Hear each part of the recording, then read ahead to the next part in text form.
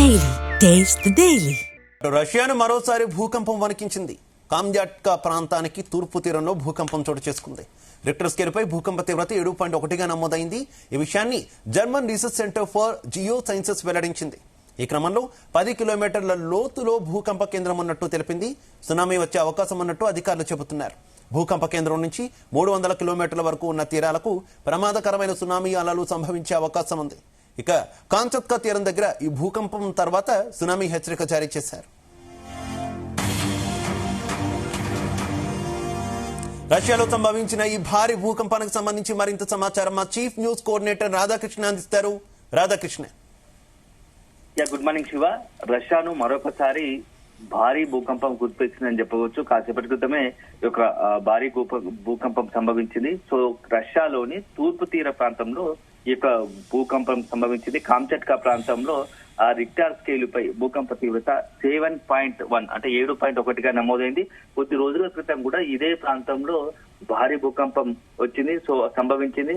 అప్పుడు Richter scale పైన 8.8 వచ్చింది. ఆ రోజు కూడా సునామీ మొత్తంగా కూడా ఆ ప్రాంతానికి తూర్పు తీర ప్రాంతంలో అంతా కూడా సునామీ హెచ్చరికలు జారీ చేశారు. సో అది మర్చిపోకముందే మరొకసారి ఆ కామ్చాట్కా ప్రాంతాన్ని ఈ యొక్క భూకంపం మరొకసారి తీవ్ర భూకంపం సంభవించిందని చెప్పవచ్చు.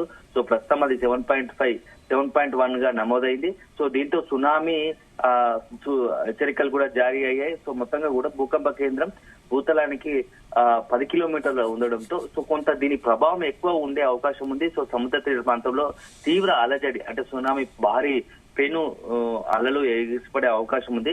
సో దీంతో పాటుగా ఆ తూర్పు తీర ప్రాంతంలోని 300 కిలోమీటర్ రేడియస్ పరిధిలో అక్కడ ఆ తీర ప్రాంతంలో అందరూ కూడా ప్రజలను హై అలర్ట్ గా ఉండాలని చెప్పేసి ఇప్పటికే జారీ చేశారు, హెచ్చరికలు జారీ చేశారు. ఎందుకంటే పెద్ద అలలు పెను అలలు మొత్తంగా కూడా ఆకాశ అలలు కూడా విచ్చుకుపడే ప్రమాదం ఉంటుంది. సో చాలా తీవ్రతరంగా దీని ఇంపాక్ట్ ఉండే అవకాశం ఉందని చెప్పేసి ఇప్పుడు ఈ యొక్క యుఎస్ సునామీ వార్నింగ్ హెచ్చరికలు జారీ చేసింది. అదే సందర్భంలో జపాన్ కూడా దీనికి సంబంధించి ఒక భూకంప తీవ్రతకు సంబంధించి కూడా జర్మనీకి సంబంధించి అలర్ట్ చేశారు. సో దీంతో ప్రస్తుతం అక్కడ ఈ భూకంపం దాటికి పలు చోట్ల కూడా కొంత భవనాలకు బీటలు వాడడం, కొన్ని చోట్ల మాత్రం ఆ ప్రజలు కూడా ఉక్కిరి బిక్కిరయ్యారు. ఒక్కసారి ఏం తెలుస్తుందో లేదు, క్షణాల్లో భూమికి మొత్తం కంపించడంతో అరచేతిలో ప్రాణాలు పెట్టుకుని బయటకు పరుగు తీసిన పరిస్థితి. సో మొత్తంగా కూడా ఇది ఇప్పుడు అంతా సునామీ ఎఫెక్ట్ ఉండడంతో సునామీ దాని తదుపరి ఎలా ఉండబోతుంది అనేది మనం చూడాలి. సో దీంతో రాబోయే 4-5 గంటల్లో ఈ యొక్క సునామీ ప్రభావం కనబడుతుంది కాబట్టి ఆ తీర ప్రాంతంలో అన్ని కూడా ప్రజలను అలర్ట్ చేశారు. ముందస్తుగా సురక్షిత ప్రాంతం తరలి వెళ్లాలని కూడా కొంత గైడ్ చేస్తున్న పరిస్థితి. సో ఇటీవల కాలంలో కొద్ది నెలల వ్యవధిలోనే ఈ రష్యాకు మరోసారి భారీ భూకంపం తాకనుంది.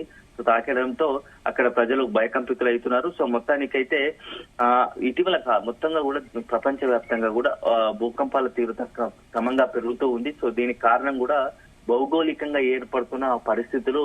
సో గ్లోబల్ వార్మింగ్ అని తెలుస్తా ఉంది. ఎందుకంటే ఇటీవల కాలంలో అసలు ఊహించినట్టుగా వాతావరణంలో అనూహ్య మార్పులు వస్తున్నాయి.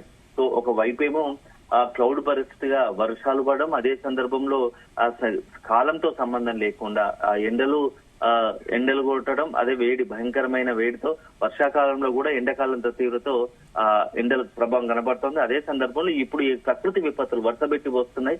సో మొత్తంగా కూడా భూకంపాలు, అదేవిధంగా సునామీలు ఇటీవల కాలంలో సంభవిస్తూ ఉన్నాయి. సో అదే రకంగా ఇంకొకటి జ్యోతిష్య శాస్త్ర ప్రకారం చెప్తున్నారంటే ఇటీవల చంద్రగ్రహణం తర్వాత జ్యోతిష్యులు చెప్పేది ఏంటంటే చంద్రగ్రహణం ముగిసిన తర్వాత ప్రపంచంలో పలు చోట్ల తీవ్ర భూకంపాలు కావచ్చు, అదేవిధంగా సునామీలు వచ్చే అవకాశం ఉంది. ఎందుకంటే చంద్రునికి నీటికి సంబంధం ఉంది, సో సముద్రానికి సంబంధం ఉంది కాబట్టి ఖచ్చితంగా భారీ సునామీ ఎక్కడైనా సునామీ వచ్చి ప్రపంచవ్యాప్తంగా ఒక తీవ్ర నష్టాన్ని కలిగిస్తుంది అని చెప్పేసి మొన్న ఆ చంద్రగ్రహణం సందర్భంలో జ్యోతిష్ శాస్త్రం చెప్తా ఉన్నారు. సో చంద్రగ్రహణం మూసిన కొద్ది రోజులకే దాదాపుగా 4-5 రోజుల వ్యవధిలోనే ఇప్పుడు ఒక భారీ సునామీ రావడం కూడా కొంత యాదృచ్ఛికంగా మారింది. ఇప్పుడు జ్యోతిషులు చెప్పేది నిజంగానే అని కొంత చర్చ జరుగుతోంది. సో ఇవే కాదు, భవిష్యత్తులో ఇక మరిన్ని ఇట్లాంటి ప్రకృతి విపత్తులకు ఆస్కారం ఉందనే ఒక చర్చ జరుగుతా ఉంది Shiva. Right, okay, thank you.